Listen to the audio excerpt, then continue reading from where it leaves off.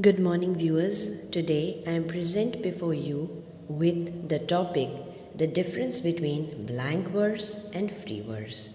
Before I begin the podcast, it is advisable that you keep a notebook and a pen so that you can jot down the important points relating to this particular topic. It is further advisable to use earplugs for listening to the podcast. So here I begin. Blank verse is a verse without rhyme. Even then, the meter is used in it. It is very difficult to compose blank verse because in it there is no rhyme. In the very beginning, it was Surrey who introduced the blank verse in 16th century.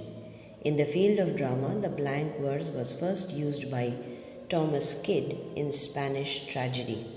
It was Marlowe who showed a great development in presentation of blank verse. He presented highly powerful blank verse, that is why his blank verse has been called mighty lines. Shakespeare also adopted it in many of his plays. Milton's The Paradise Lost, a unique work, is also composed in blank verse. A blank verse is a verse without rhyme. Each of its line is consisted of 5 iambic feet. No two lines rhyme with each other, so each line is in the form of blank verse. Free verse. Free verse is also called verse liber. In a poem known to have free verse means it has an irregular metrical pattern. In free verse, the poet remains free in the presentation of lines in the stanza of his poems. Several English poets have composed their poems in free verse. The origin of free verse is not known perfectly. Some of the 19th and 20th centuries poets have used the free verse in their poems. The songs of the Bible are very famous in English poetry and they are written in free verse. At the end of 19th century, some French poets who were also symbolists employed it with great success. Some American and English poets of the country also used verse liber.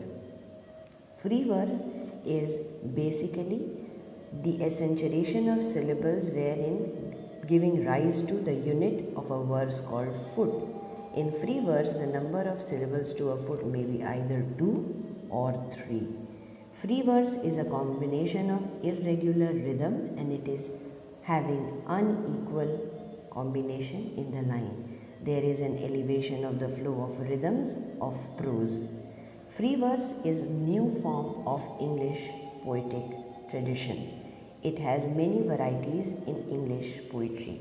It was firstly used by Robert Bridges in his famous work The Testament of Beauty.